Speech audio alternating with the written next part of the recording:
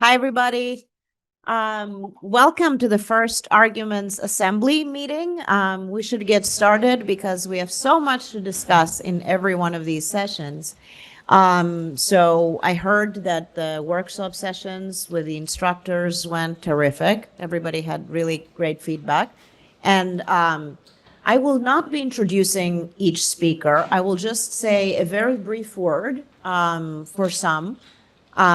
Particularly for this speaker, I had to because Stan was my teacher and I was his teaching assistant 23 years ago when he was the dean at Princeton University and I was a PhD student. So we have a very long history, and I was very nervous to be his assistant, and because he was the dean, and his work has been so fundamental to architectural discourse. The text that you all read and you have in your hands was extremely important because it took the canons that were really about autonomy and formalism at a kind of certain line of thinkers that came from the Institute in the late 1970s, and really transpose these into the city.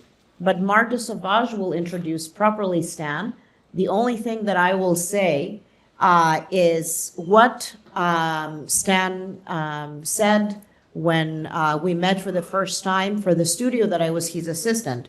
And I think that will give you a little bit of insight into his work, his pedagogical spirit. It's also, I forgot to mention the most important part, that Stan was the first director of this program that you're in. He was directing it for many years. Until 2002, from 1991, was it, or 1992? Yeah, like for 10 years, he was the first director of the program. And I think that at that time, we will really go into some of these moments in history when Bernard Tschumi was the dean at GSAP. The Paperless Studio was a very important kind of initiative that reached global audiences, and Stan's pedagogy of this program as a laboratory has consisted throughout. So it's a real privilege to have him here with us, and I want to thank you personally so much for coming, Stan. So in the first studio that I was his teaching assistant, Stan said, we're going to see this film. Do you remember this? You do? That was 2004. And this was a very, very interesting film. It was by it involved two Danish directors, film directors, and it was a documentary. Lars von Trier was the producer of the film. But he interrogated a previous kind of mentor figure, kind of like what Stan is to me right now, Jorgen Leth, who did a film that you're seeing on the right side of the screen that was called The Perfect Human in 1967. And you will see in that film that, of course, it's a little bit of a critique. There's a kind of white background, a kind of iconography of what a human is and how a human moves in a kind of tabula rasa of space, which is extremely clean and coordinated and plays with the physical aptitudes of subjects. And it's super, super interesting. But what Lars von Trier asked Jorgen Leth to do was to redraw, in quotes, this film using 5 different obstructions, limitations, using mediums and ways that basically Jorgen Leth would hate. So it would create a zone of discomfort. So I remember one was about making this film in Mumbai, which was a very dense city. Some of you might be from Mumbai and know that the context is really not a white sheet, but it's a very, a space that collects all sorts of subjects and objects, and it was a very big challenge for him. And the other one was to make it into cartoon. So every time the limitation was placed, the director would kind of freak out and have a very intense reaction that was almost physical. But then it really rendered a new medium for him. So the students at that studio had to revise their ideas based on very specific limitations, and that was, to me and to them, extraordinarily instructive. So Stan, that was one of the most important pedagogical experiences for me, to accept discomfort and to learn from it and to be nurtured by it and to kind of indulge into the experience of what can come out if you change your lens, your point of view, the experience. And thank you for doing that. And we'd now like to introduce, actually, Maur will introduce more properly Stan Allen.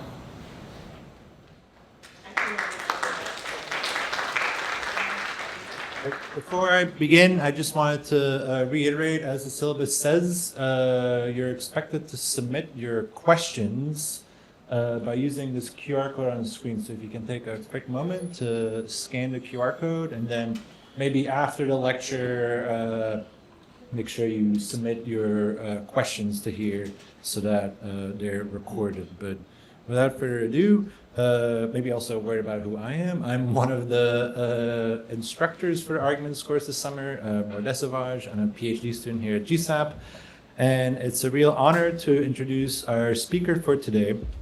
Stan Allen is an architect, writer, and educator.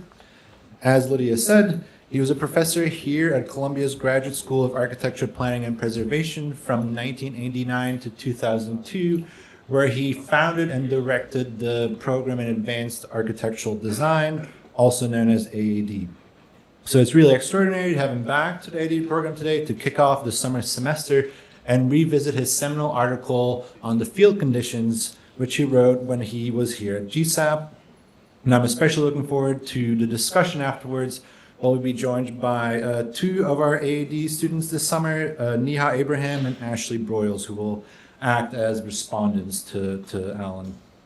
But as many of you know, and as Lydia has hinted at, Allen's time at Columbia coincided with a particularly vibrant and contested moment in the history of his school, as well as in architectural discourse more generally. One that was marked by a multitude of competing tendencies and intellectual debates. However, what sets Allen apart, I think, from many of his contemporaries is that he took part and drew upon many of these different emerging tendencies, whether it be the infrastructural turn, the ecological turn, the digital turn, or the pragmatist turn, without ever subscribing to a single party line. Allen's writings don't put forward premature solutions or false alternatives, but rather clarify and articulate the deeper questions that haunt the field at any given moment. By way of introduction, I would therefore like to provide a brief overview of the range of themes and subjects that he dealt with by looking at some of his writings from the 90s alongside the design studios that he was teaching at GSAP, which demonstrate how ideas and pedagogy were mutually shaping each other in Allen's work, and to maybe kind of demonstrate this by looking at the magazine Abstract, which was a, I think, student-run magazine out of GSAP that published a lot of like the student work coming out of students. You can see that there's a definite shift between the early 1990s when Stan started and the late 90s, right before he was about to leave, in terms of the aesthetic and visual language in the studios. Moreover, I think it's instructive to look back at what was being taught at GSAP during that time in order to see that some of the current problems that we are dealing with today aren't completely new. Indeed, Allen's interests in infrastructure, systems, material practice, performativity, and ecology seem to anticipate some of the issues that have taken center stage in the AAD program. One of the constants in Allen's design and writing is the idea that architecture is not an autonomous, self-referential object. Rather, he brings into view the reciprocal relationships between the architectural object and the social worlds that at once give form to it and are formed by it. In this vein, Alan's first advanced studio, and I confirmed with him before this that this was indeed the first one, in the spring of 1990, took as its object the detached single-family home. The abstract for the studio, which I'm about to read from, approached the home from both a formal and a social perspective. The studio, quote, examined the political and social structures that support and maintain the idea of the house and the family as detached and separate institutions, as well as the way in which architectural separation encodes a limited structure of domestic relationships. In this way, formal disruptions might find their way into the fabric of domesticity itself, collapsing the double perspective which would hold separate the formal and the social, end quote. The fundamental claim here is that architectural form is not merely a reflection of social relations, but rather that form can have an active role in shaping domestic life. In the field conditions essay, which you read for today, Alan suggests how this interconnected understanding of architectural form and social structure can operate at the scale of institutions such as libraries, museums, and banks. And we can already see this idea of the field condition bubble up in a studio he taught in 1992, where the prompt was to convert a factory complex into an exhibition space for minimalist and post-minimalist art. So literally a field construction space that was meant to house works of art that were also field constructions. In the fall of 1994, Alan taught one of the first paperless studios, as Lydia already alluded to, and one can see how the computer clearly kind of shifted the aesthetics of the school during that period. And in many ways, and many of the students already pointed this out, Alan's idea of field conditions lends itself very generously to computational design. But while he was ahead of the curve in terms of experimenting with computational tools, it is worth noting that Alan didn't completely capitulate to the technological determinism that is so often associated with the rise of the digital. Architectural form for him was never merely an output of a set of variables, and he remained keenly aware that techniques are social and cultural before they are technological. This is nowhere more visible than in a piece entitled Infrastructural Urbanism from 1997, which is alluded in the article Revisiting Field Conditions. And while infrastructure has rightfully become an integral component of architectural discourse today, critical writings on the subject were few and far in between in the late 90s and early 2000s. Going against the kind of hangover of postmodernism with its tendency to reduce buildings to signs and images, Alan approached architecture and infrastructure as a set of material practices that move across geographic and temporal scales. The hypotheses he laid out in the Infrastructural Urbanism essay were put to the test in a studio he taught in the spring of 1998 called Event Infrastructure, with a slash between event, infra, and structure, which, quote, stressed the procedural and operational character of architecture, its capacity to initiate and support a complex series of events in the world, rather than to refer hermetically to its own history or the process of design, end quote. And you can see both the critique of postmodernism and autonomy in the very kind of articulation of the studio prompt. In the fall of 2001, he taught one of his last studios entitled Green Infrastructure, Process and Change in the American City, which proceeded from the claim that the American city can be understood as a quote-unquote artificial ecology. And he would go on to explore environment and ecology more when he moved to Princeton, where he became dean after his tenure at Columbia. And this eventually kind of culminated in the publication Landform Building. But what I really want to end on is that when he was at Columbia, Alan really made the city front and center of the AAD program from its very outset. And it's worth noting that in addition to teaching design studio, he developed a lecture class that was called Metropolis, Avant-Gardes and the City, which was the precursor to the transclarity discourse that's being taught today. And we can kind of talk about what stayed the same, what changed between Metropolis and transclarities. But the city is, as it were, the continual backdrop of Alan's design, writing, and pedagogy, even when he is dealing with individual buildings and graphic representation. Architecture, in his view, is already part of a larger assemblage, and it can therefore never be fully disentangled from the social, political, or ecological processes that surround it. Yet, contra Foucault and Deleuze, Allen never gave up on the aesthetic or representational side of architecture.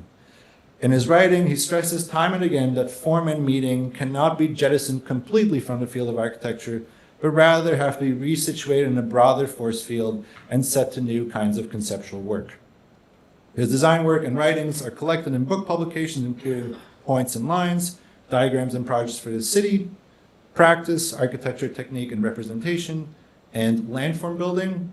His most recent publication is Situated Objects, which came out in 2020, and there was just a wonderful exhibition at Princeton University on Allen's work appropriately entitled, Building with Writing, which was extremely timely in terms of revisiting his parallel contributions as both a designer and a writer. So with that, please help me welcome Stan Allen to the podium.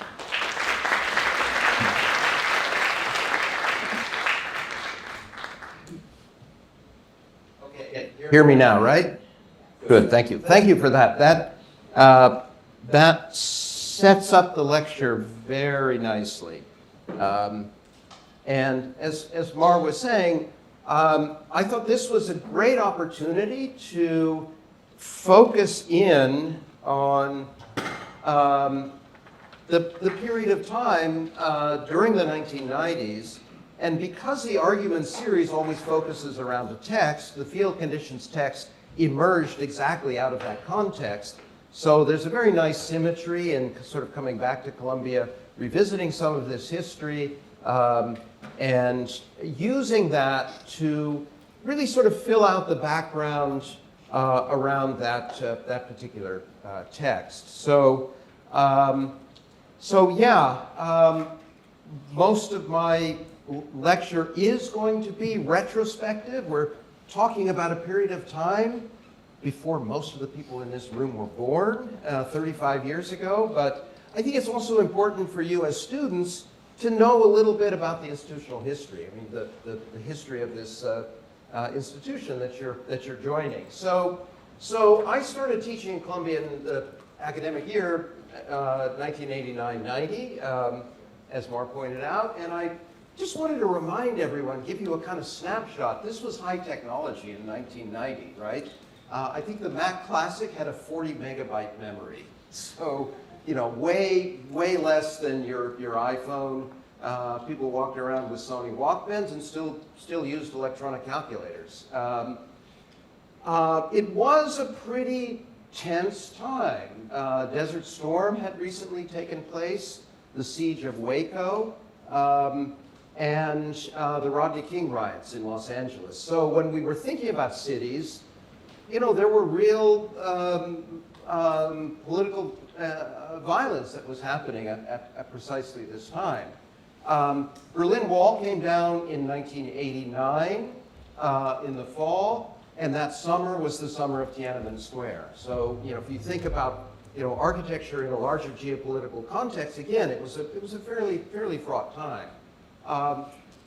In architecture, the lingering shadow of postmodernism, of contextual historicist postmodernism, was still actually quite strong.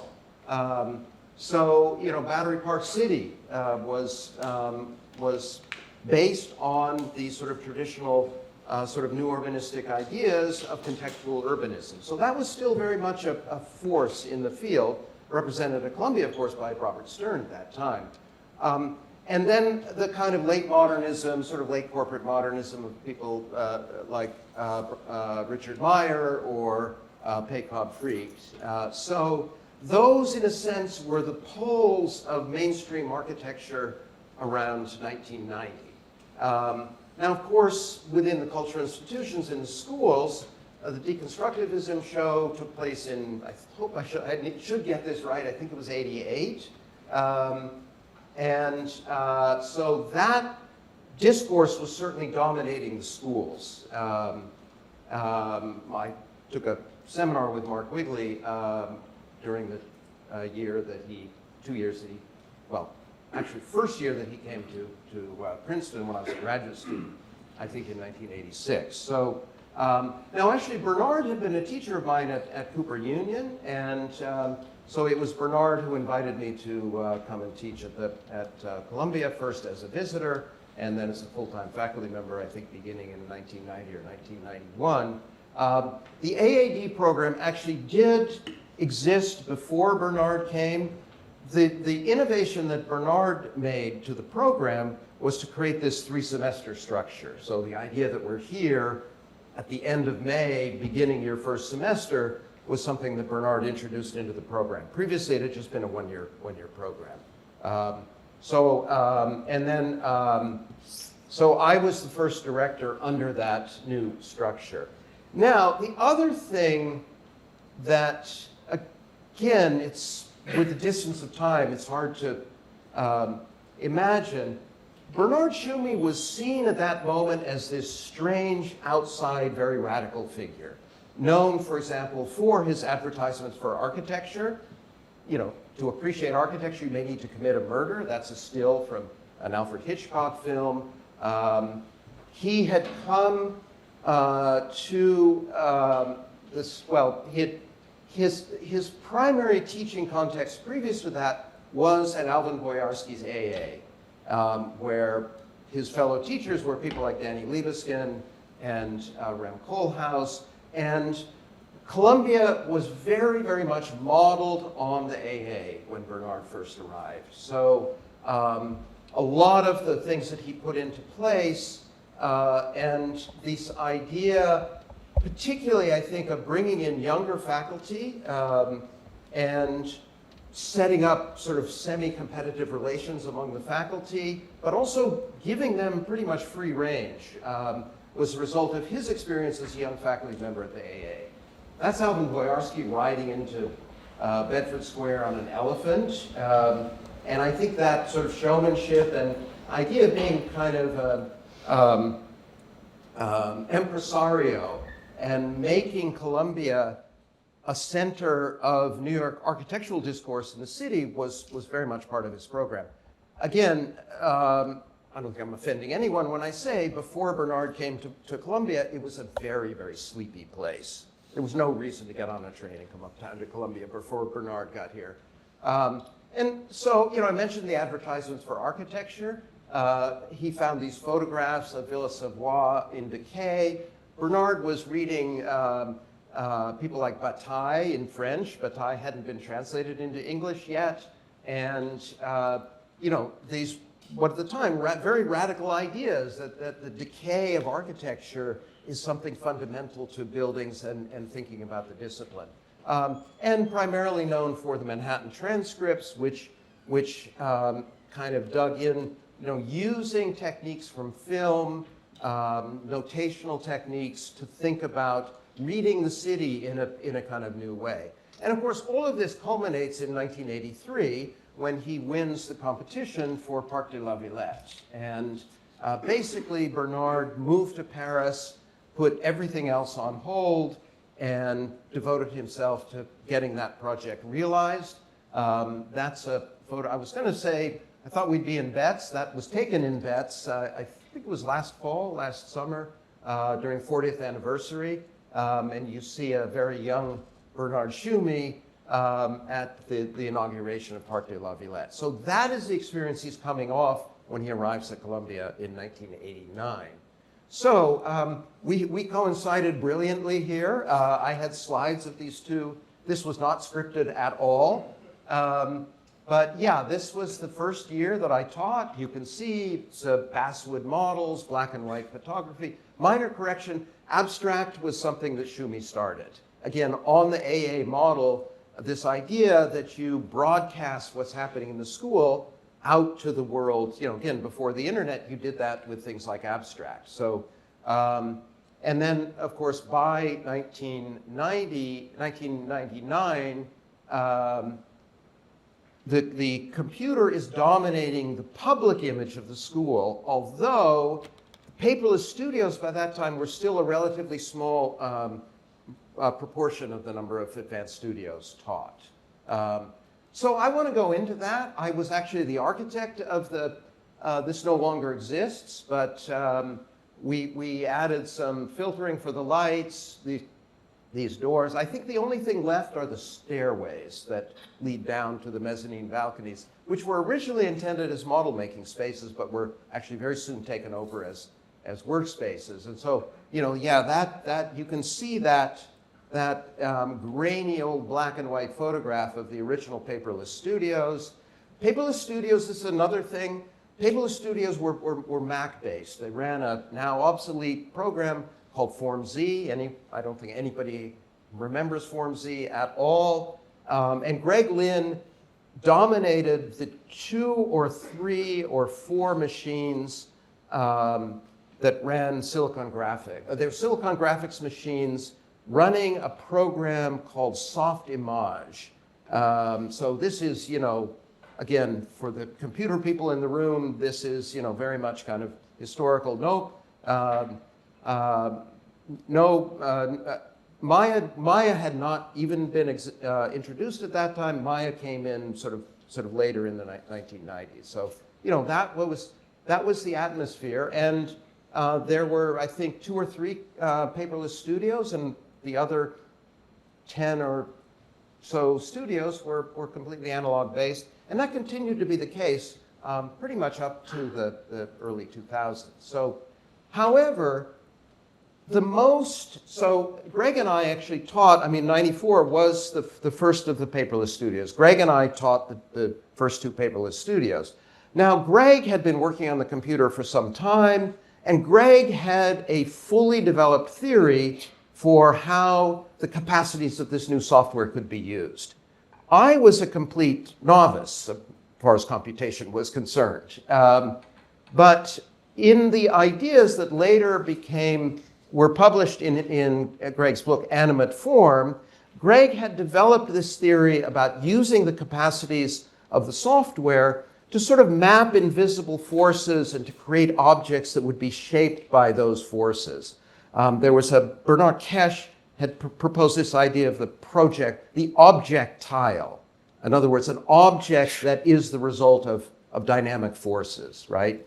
This was, I don't know the date of this. Actually, I think I put it on, 1992. Something Greg published in Assemblage, where I was the project's editor, that really laid out these theories. But interestingly enough, the project that illustrates it here, that model is not done on the computer at all. It's foam that's been cut on a wire cutter. So again, there's a mixture of analog tools and computational tools. I think Greg came to the computer already with a kind of aesthetic program in mind. So it wasn't as if he developed his aesthetic and formal program out of the capacity of the software. The formal and aesthetic program predated the actual availability of the tools to realize that. I think that's true about Scott Cohen as well. And the basis of his theory are the ideas of the biologist Darcy Wentworth Thompson, who shows the way in which natural form is the result of the interaction between the body of the animal and the environmental forces that it occupies. Mai was more interested in ecology as a dynamic process rather than the biology of the development of morphology.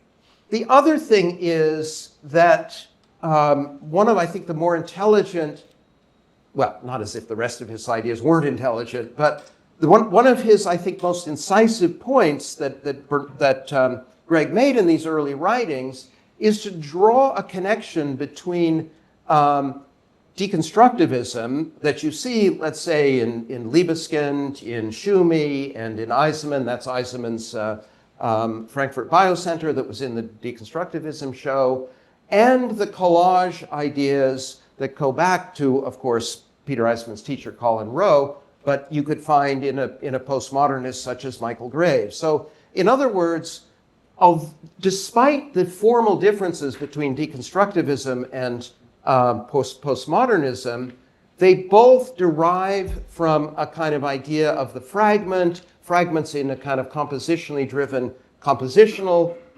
relationship. So the radicality of deconstructivism is sort of set up as something to react against with this curvilinear continuous language, not a language of fragments, but a language of complex biomorphic wholes. So that was a really, really key switch at this moment in time.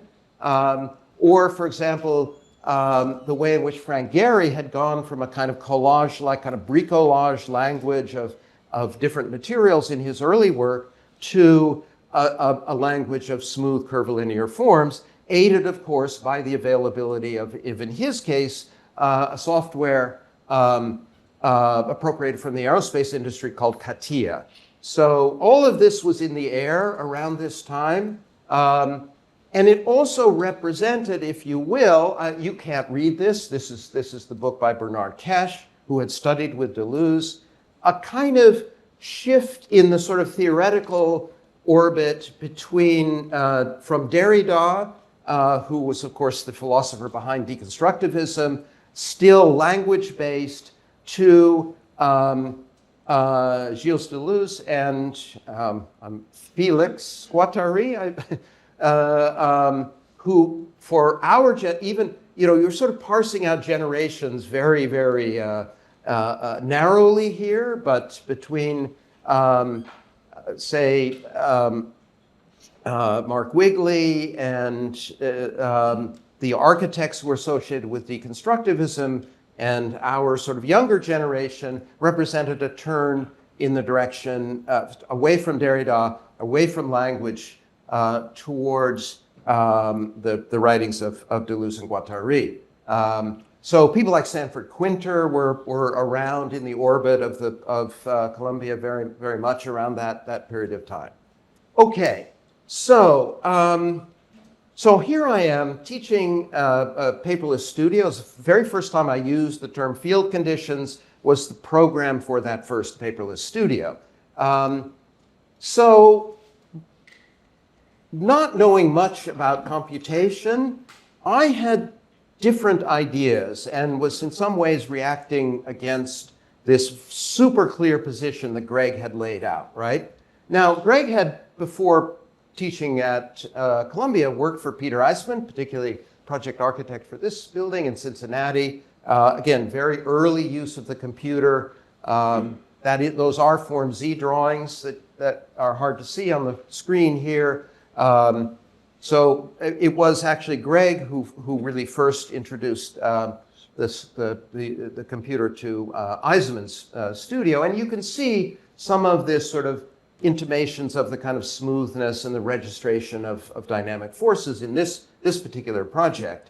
But one of my critiques is that despite a very different formal language in Greg's early work, he's still operating according to an idea of process where you start from some very simple form, and then through a progressive series of formal deformations, you arrive at a kind of end state of a higher degree of complexity that is the registration of all of these formal operations occurring, in this case, over the sequence of diagrams. So Greg essentially did the same thing now with these new computational tools. So I was a little critical of that idea of the building as the index of the formal operations of its design, which seemed to me sort of hermetically to point back to the process of design rather than sort of to open up to the life of the building.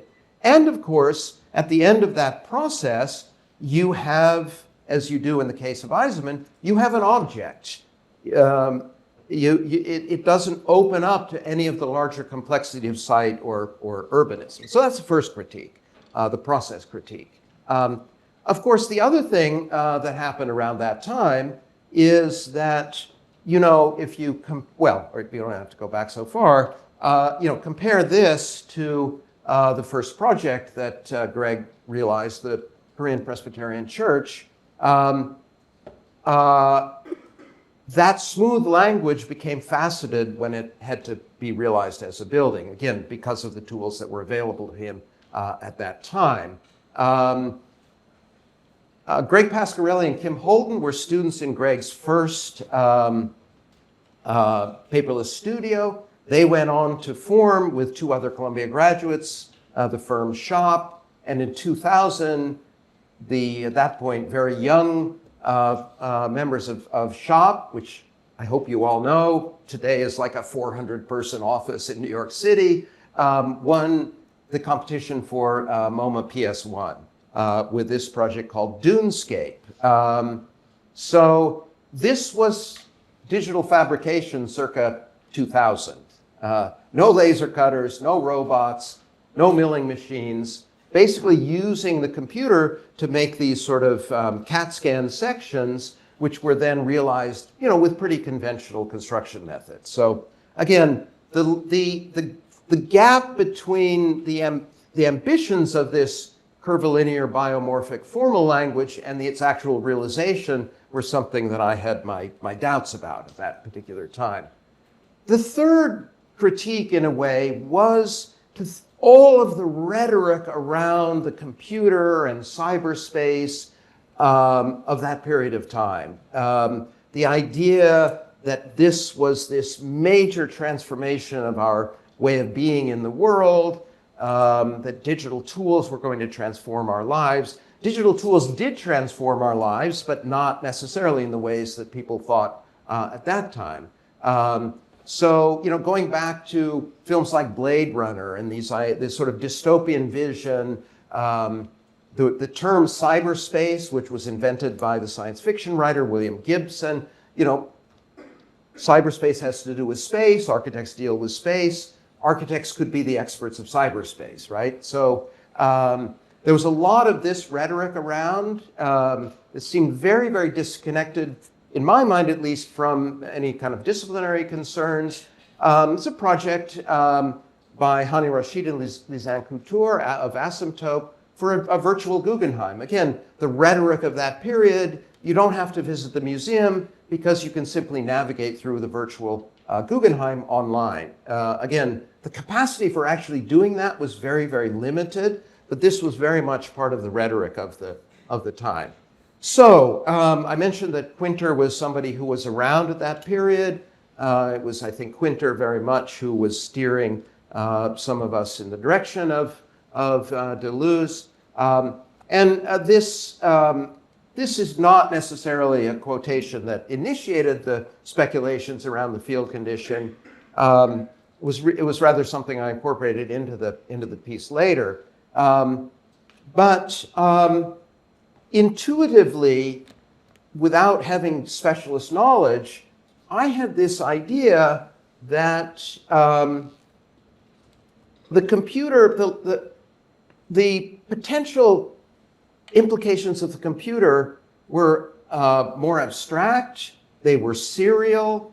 They were made up of ones and zeros. They didn't necessarily lead to a kind of figural biomorphism.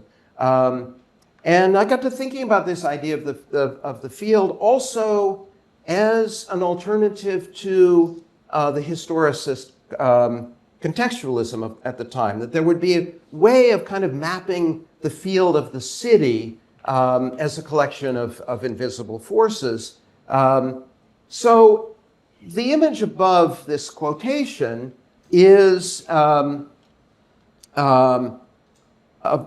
image of magnetic filings on iron filings on a magnetic plate. The iron filings, which are something real and material, are not the fields. They are simply describing the invisible field of forces, which is being generated by the poles of the magnet, right? So the Quinter quotation, in a way, is very provocative for architects, right? Because it's correct. No matter or material points, functions, vectors, and speeds. In other words, very invisible abstract things. So part of the idea of the field conditions piece is, how can I make those invisible forces more visible? What are the kind of architectural, compositional, and urbanistic logics of those forces? It drew in part from examples I could find within the architectural field, Le Corbusier's Venice Hospital, the idea of the Matt Building. That's a project by Melnikov, the Sukharov Market. But also, as I said, this idea that it would be functioning on a more abstract level and a more diagrammatic level. So that in Greg's case, the diagram is used to generate the object, but it's all about the object. I was interested in the kind of logic of the diagram itself, which again, in my intuitive way, had to do with some of the kind of logic of the computer, even going back to Babbage's difference engine. And thinking about the logic of circuits, of pathways, of flows, and of the kind of serial iterative processes of computation itself.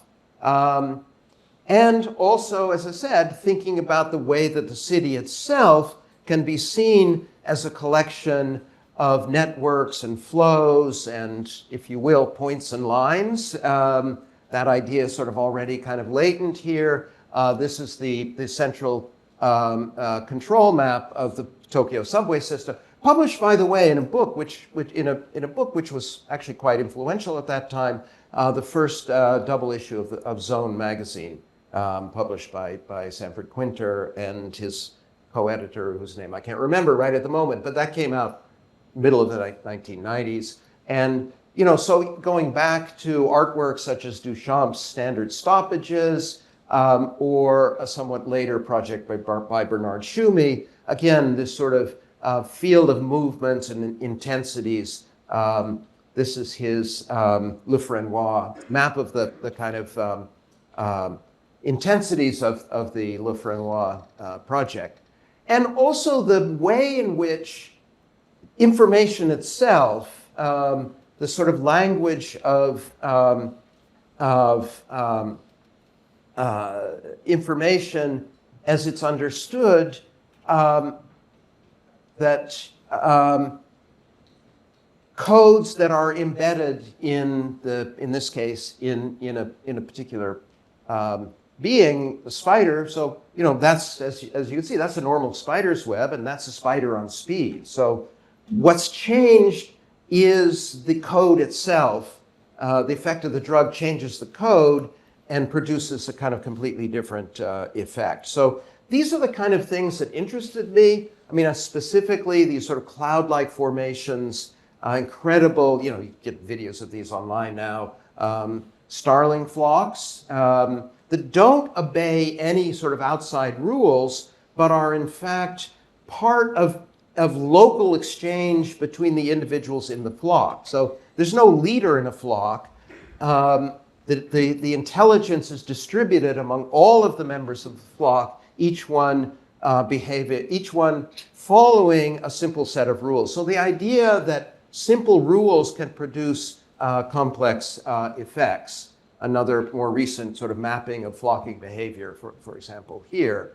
But also Greg's and the followers in this sort of larger move in the direction of kind of formal curvilinear complexity, most of their references were coming from the world of biology. Mine tended to come more from a kind of cultural realm. So in part, that, for example, is a score by the composer Yanis Xenakis.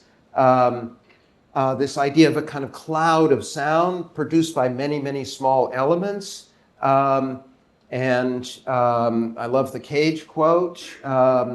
This idea of unfocusing attention, moving away from the focus on a kind of single object. And of course, there's an architectural connection with Xenakis, which some of you may know, that he of course worked in Le Corbusier's office, very sort of fundamental, particularly to the Phillips Pavilion, the only time Le Corbusier ever gave credit to a collaborator was to Yanis Xenakis.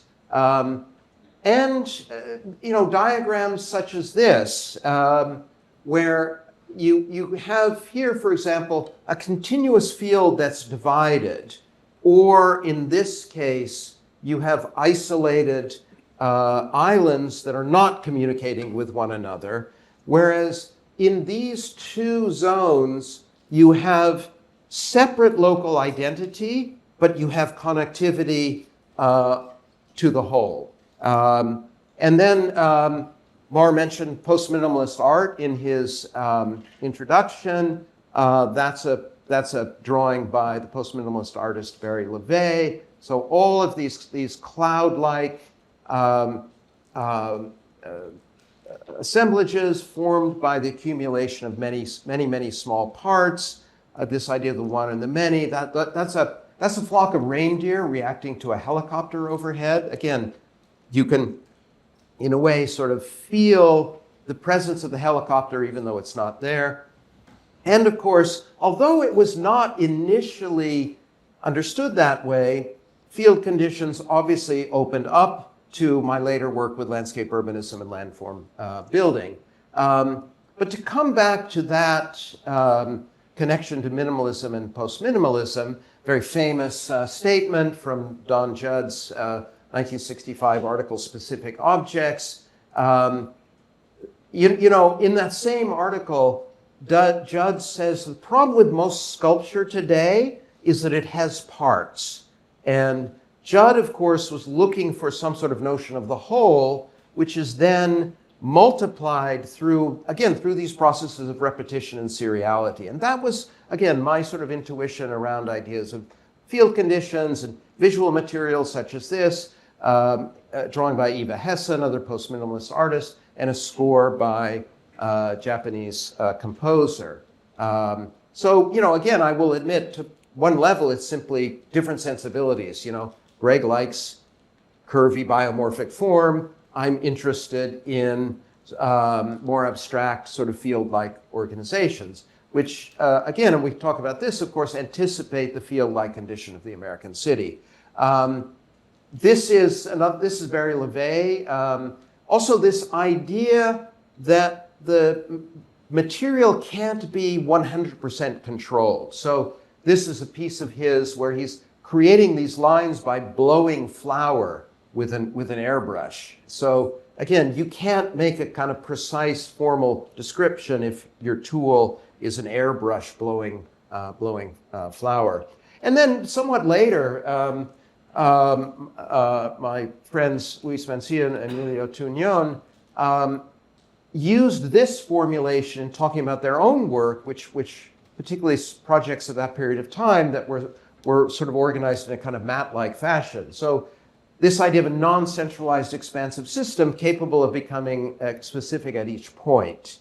So a grid is a non-centralized expansive system, but a grid is uniform overall. So this idea of a kind of expansive system that doesn't conform to classical ideas of centrality, but rather than being sort of overall and uniform, is capable of finding difference and specificity within the logic of that continuous whole. That interested me very much. And then, again, going back to specific architectural references, my experience visiting the mosque at Cordoba and experiencing this very, very different sense of space, the space of the mosque that is so different from the hierarchical centralized space of the Western Christian church. So, for example, St. Peter's has a very long history, but every time it's changed, the logic of the axes, the logic of the hierarchy, the logic of the central dome always remain in place.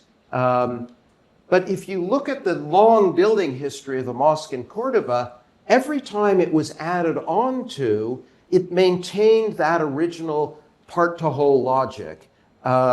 It simply sort of made more of the same, creating this very, very extensive horizontal field. Again, a horizontal field, which I would argue becomes specific at individual points, but it's more sort of pockets of density rather than decisive breaks or fragmentations or sort of compositional moving around of elements or fragments. And you know, the way in which the Patio de los Oranges continues the grid of the space to the interior. And that is even the case, I would argue, And again, this is a quite fraught sort of moment. But when, after the Christian reconquest, the Christian kings appropriate the mosque and insert a Christian basilica in the middle of the continuous space. So it's a kind of it's a really provocative moment, because you have these two very, very different spatial senses directly juxtaposed. But interestingly enough, and I don't know if any of you have actually visited the mosque, for most of your experience in the space of the mosque, you're actually not aware of the presence of the cathedral. So again, it's this sort of coexistence of two very, very different spatial sensibilities, and certainly to some degree, that expansive space of the Cordoba Mosque is behind the idea of field conditions as it was originally laid out.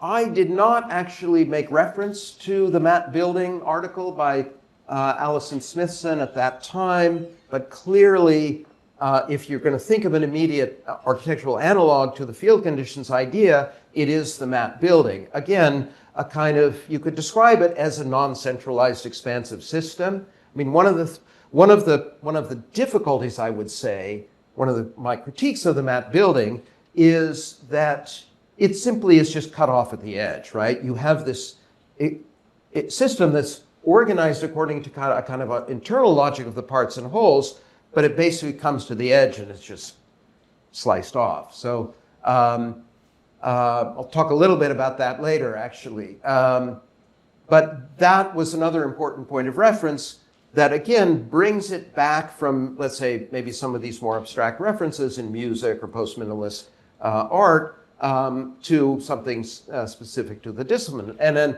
I mentioned these two projects at the beginning, Le Corbusier's Venice Hospital, the way in which the kind of intricate texture of buildings and streets and courtyards of Venice is abstracted and reiterated but then very distinct from the existing fabric in the mat-like structure of the hospital. And of course, Le Corbusier, I think, Le Corbusier acknowledges being influenced by the mat buildings, but I think he's more subtle in using the building to navigate this boundary between the city and the lagoon. And then the Meldikov-Sukharev market, where, again, you have this aggregation of elements that are themselves similar, but when you aggregate them into some sort of larger whole, you start creating pockets of space, ways to move through the market,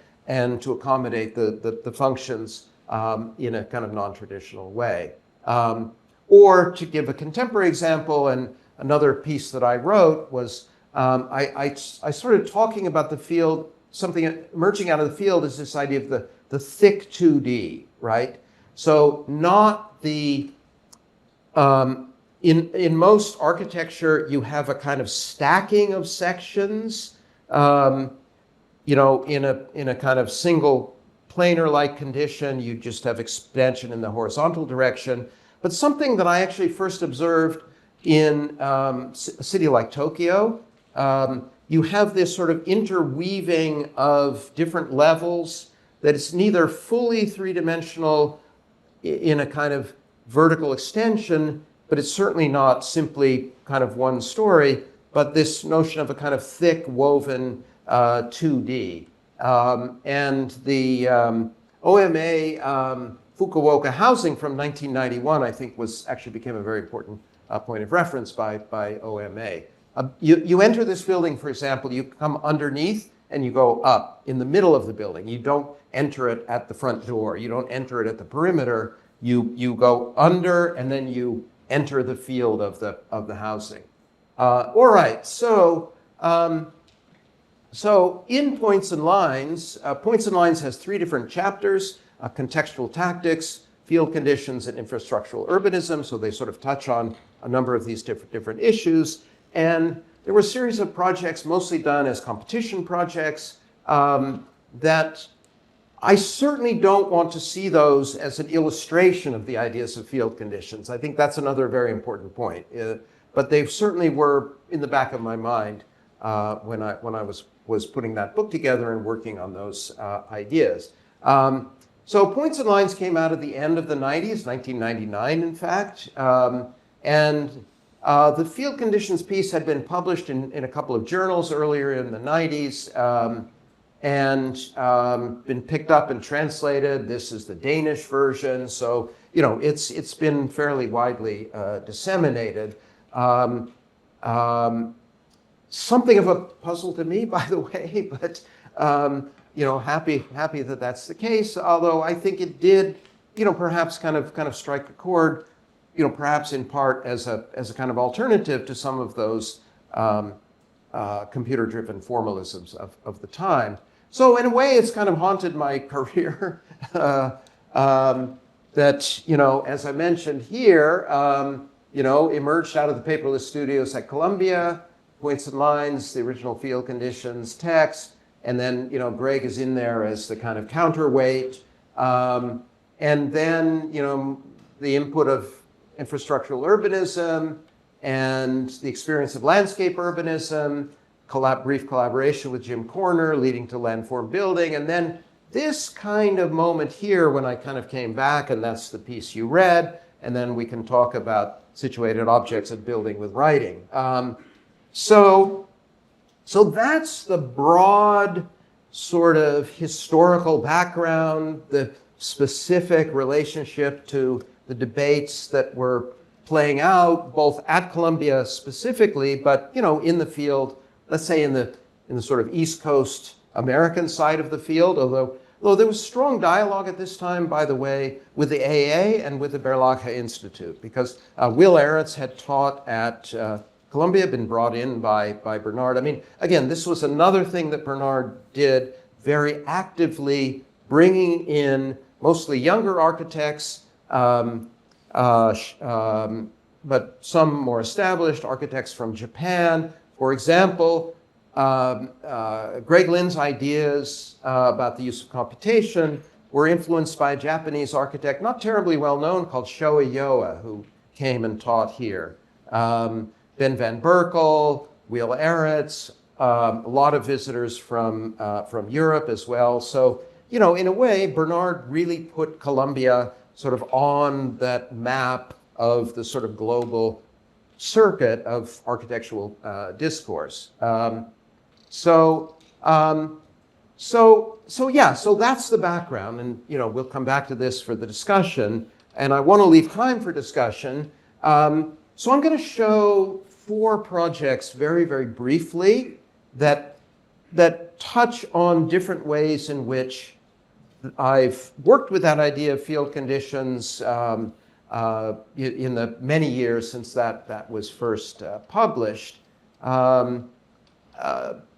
Interesting enough, most of these projects are ones that I probably haven't shown any of these projects publicly for 10 years. So it was a kind of nice opportunity to go back and look at. They're all unbuilt projects, mostly competitions, that talk about the different ways in which those ideas manifested it in the form of specific projects, because since the story I've given you so far has been really quite abstract. So you've had a chance to read this already for a while. So this does refer to the Landform Building book, and the idea that, in a way, Jim Corner was practicing as field operations. I'd written this piece on field conditions, and it seemed natural that he and I would collaborate. So Jim and I collaborated for a period of about 2 years, during which time we actually won the Fresh Kills project,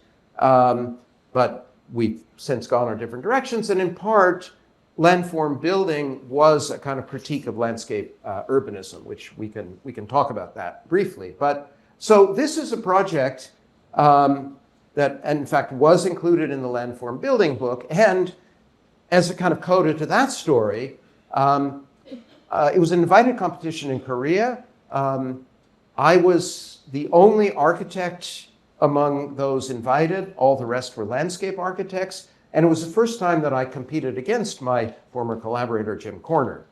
Neither of us won, by the way, but it was given to a Korean architect. But it was a project for an urban park in Guangzhou, adjacent to what was proposed as a new urban cluster. And our motivation when we were given all these materials and looking at the requirements for the competition was there was no real definition of the boundaries of the park. It was simply a line drawn on the map that was the limit of the land that these particular developers owned. And if we were ever going to create any sense of strong identity for the park, my intuition was we couldn't simply use the tools of landscape alone. Part of the critique of landform building was trying to take some of these ideas of landscape urbanism and bring them back more specifically in ways that the agency of architecture could be employed as opposed to simply the tools of landscape architecture. So this is one of the diagrams sort of setting it up, and if you don't know, this collage by Hans Hollein was something that for me at least, this transformation of the kind of the war machine into a kind of object in the language, very provocative from about 1968. So we kind of appropriated that idea as a kind of megaform laid over this indistinct landscape, right? I mean, nobody has a problem understanding where Central Park is because the density of the city is so great around it that it defines the park. But there was no definition like that here at Guangzhou. So our proposal was for a structure that actually ran the entire length of the site, and a structure that would transform itself relative to each of the different landscape conditions it arrived at. So, it's so more structured at this end of the site, and then gradually disappearing and becoming more wild at the north end of the site. And we had this two organizing logics, the logic of the pier, the megaform, and the logic of the fields, because we couldn't just do an architectural move, we had to treat the landscape as well. So again, fields plus the pier. The logic of the pier, which is about architecture, connectivity, and amenity, and the logic of the fields, architecture, landscape restoration, and passive recreation. And you see that in the map, right? The model. The kind of field-like organization of the site, then sliced through by this strong architectural move that becomes, in a way, a linear passage through the site, and it can accommodate multiple programs on site. So towards the southern end, there are more buildings. And then here, for example, we wanted to make it a kind of active part of the landscape. So this particular moment where we're sort of filtering and processing the water that represents this transition from the more built part of the site to the wilder part of the site, where you ultimately see the project becoming a kind of pathway that winds its way up to an observation point. And then, the ordering of the landscape itself through things like orchard planting and so on.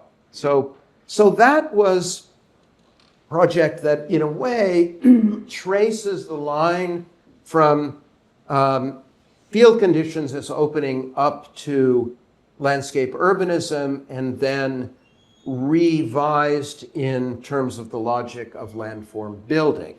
Now, this was an interesting moment. We were invited to submit to a competition in the city of Leipzig as to design something which are a number of these located in different parts of the former East of the GDR, monument to freedom and equality. In other words, basically monuments to the fall of the Berlin Wall and the Soviet Union and the communist system, somewhat sort of fraught and problematic moment to memorialize. And we wanted to kind of catch some of that ambiguity in our design. So if the monument is traditionally understood as the language of the monument is very much associated with the language of verticality, with marking, with even the sort of classical column, and of course we inevitably had the counter monument of Eisenman's project for the Holocaust monument in Berlin, which is field-like. It has no single center. It has no commemorative, figural, narrative dimension, right? So we wanted to work within that tension, not actually going all the way in the direction of the Eisenman abstract field, because we felt that lacked a little bit of a kind of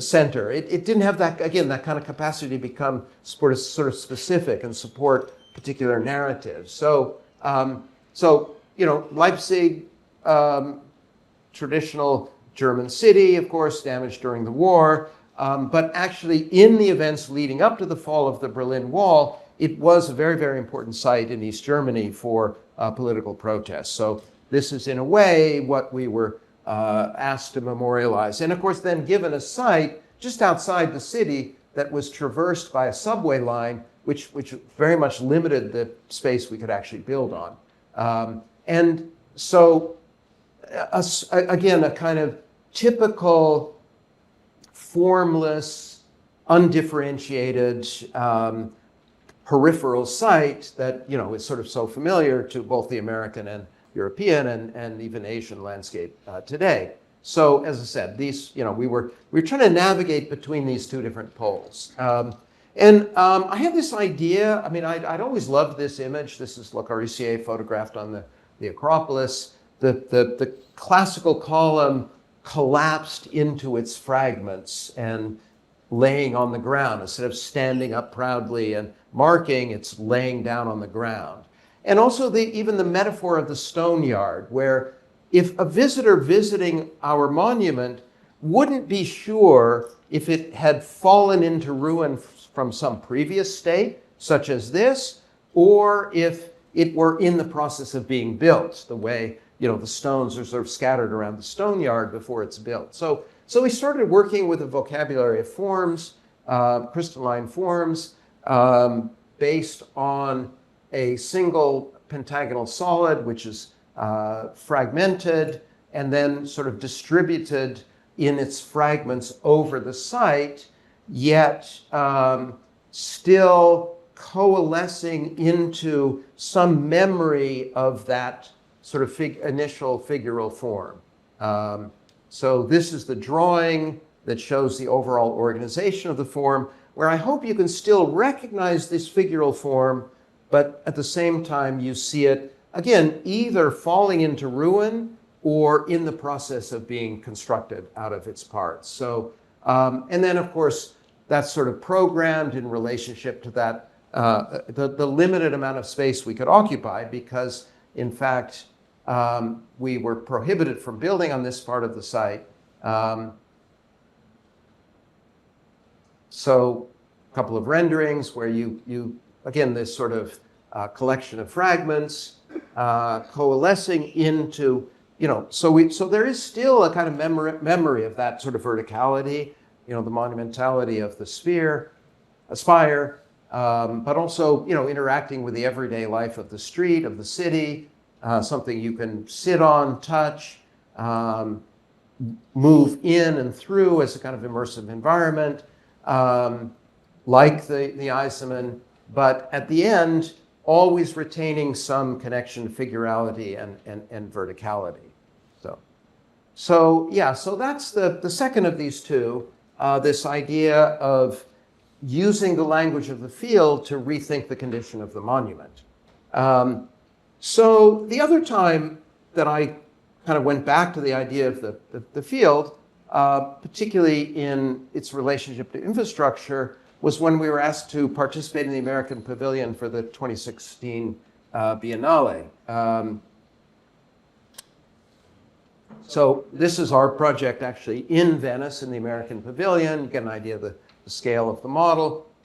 But the participants, this was curated by Monica Mosfillion and Cynthia Davidson, were asked to look at the city of Detroit. Again, city of Detroit, through Charles Waldheim, had played a very, very important role in the early history of landscape urbanism.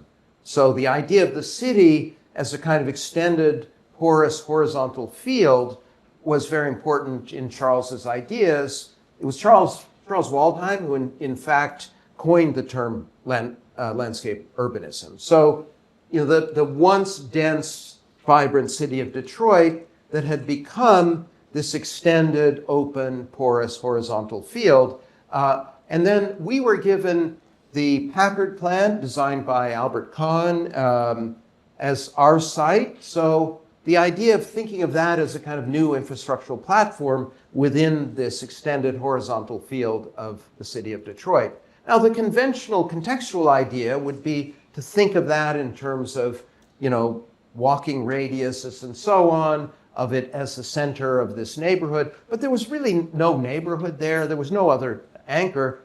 We wanted instead to consolidate all of that and use the structure of the factory as a kind of new ground.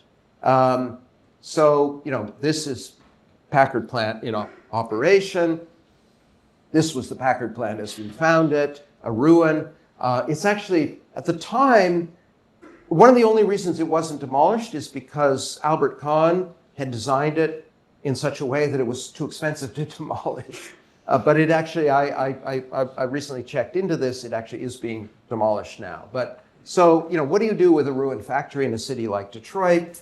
Our idea is to move from the kind of daylight factory to this idea of a kind of deep section and work not so much with horizontal divisions, but with a kind of stacking of program, creating these new urban grounds that we would then occupy. So here you see a kind of diagram of the logic of those different levels that we were working with, the programmatic scenarios, and this idea of creating, again, a kind of pier-like structure, consolidating all of the architectural energy on this new artificial ground.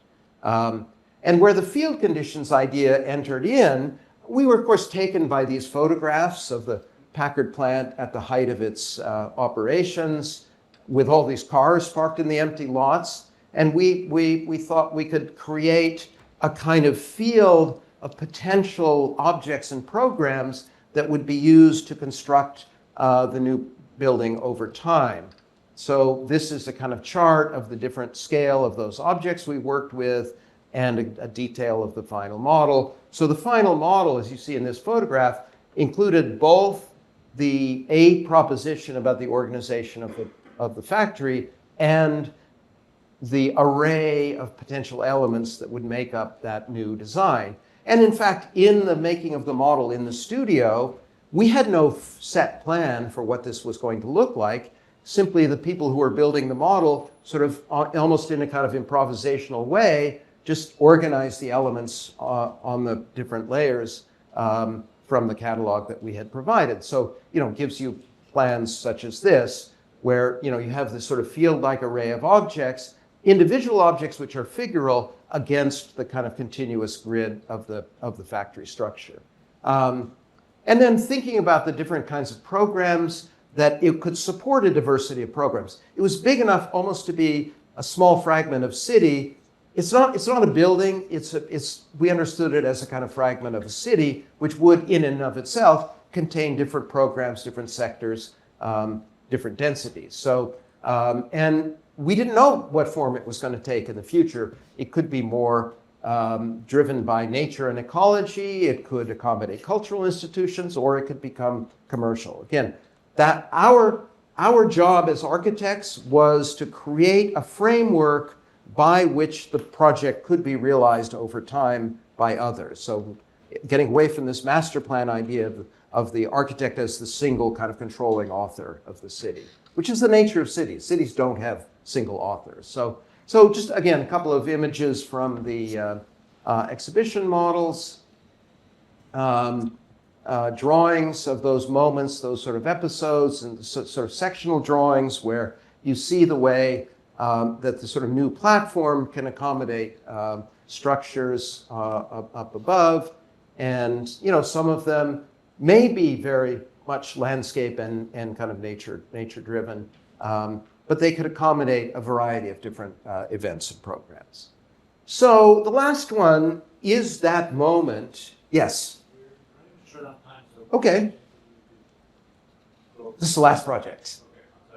2 minutes. 2 minutes, which essentially closes the circuit for what they read, right?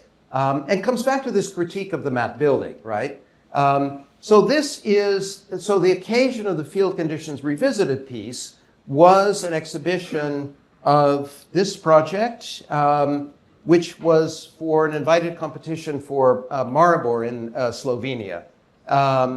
And built into the competition brief was, in our minds at least, a kind of contradiction. They wanted us to fit into the historical context of the city, but they wanted the museum to be visible as a new institution. So our idea was that we could echo some of the forms of the traditional city, but through small-scale elements that would be aggregated together to form a new institution. So you see that logic to the right there. So this is what it looked like on site, a kind of irregular edge, not a kind of fixed hierarchical form, but simply the aggregation of 15 of these individual units. And then you see the way in which that echoes the form of the traditional city, but declares itself to be a new form of institution. Very minor thing, not very minor, actually really important. We started off with hexagons, but if you aggregate hexagons, you get a continuous field. If you try and aggregate pentagons, you get gaps and discrepancies, and we thought that's perfect. That's the way of creating difference in this field, whereas if we'd aggregated hexagons, we would have had simply a continuous field.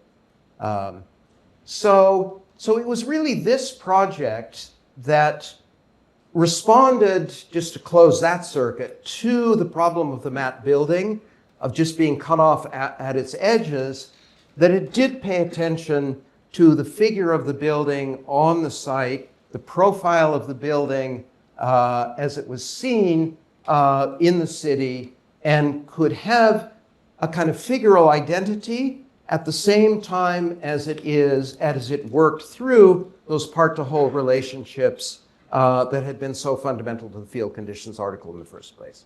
So, thank you very much.